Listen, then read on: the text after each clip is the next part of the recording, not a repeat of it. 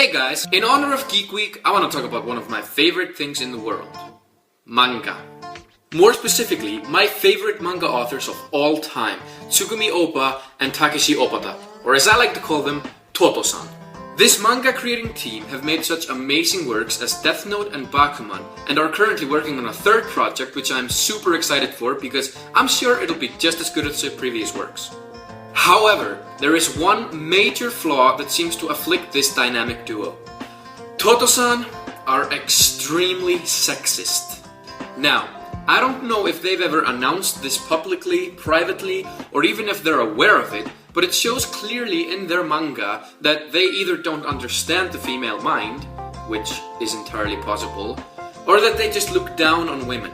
To show you what I'm talking about, let's go over a few of the female characters in their mangas. Now, warning, this list of characters will not make sense to anyone who hasn't read Death Note, Bakuman, or both. And it may contain spoilers, so you've been warned. Now that that's out of the way, let's start with some female characters from Death Note. Misa Misa. She has shown on occasion that she is capable of doing very clever things, and yet she insists on referring to herself in the third person, because it makes her look cuter.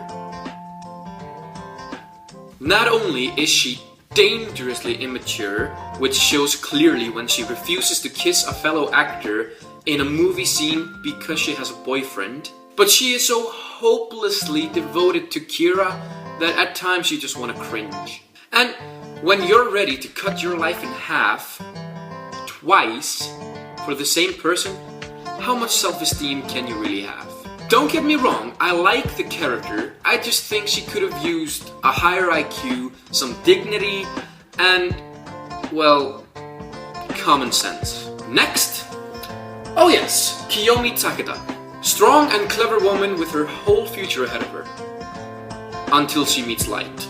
She could have been a very good character if she didn't turn into this love-struck, idiotic, mindless fool when she meets light. Walking cliché. Next. Fantastic character. That gets killed off before they manage to screw her up. Next. I guess we're at the Bakuman section now. Alright, in one scene of the manga, Miho is described as clever because she keeps her head down and doesn't speak much. Because she knows it's expected of her because she's a girl. I mean, what? And what girl at the age of 14 says, "Sure, I'll marry you, but I'm not going to see you or speak to you until then"?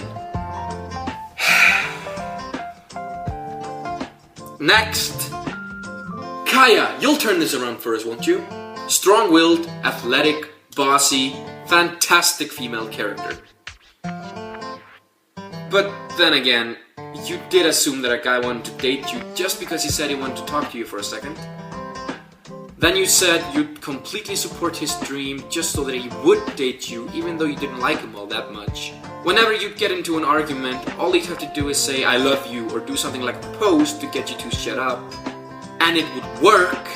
You have no dreams of your own but to support the boys from the sidelines. Kaya, I had such high hopes for you. Alright, who's last on the list?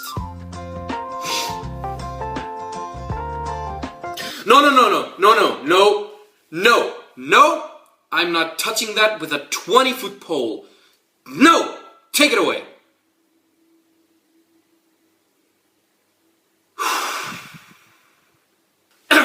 Sorry about that. That concludes my journey through TOTO-san's female characters. I would love to hear your opinions, thoughts, ideas, general wonderings, reflections, reasonings, heats, conclusions, considerations, deductions, regards, and or rationalizations about anything regarding to this video. If you happen to like this video, feel free to toss me a like, and if you happen to like me, feel free to toss me a subscribe. Those buttons, believe it or not, aren't just for show.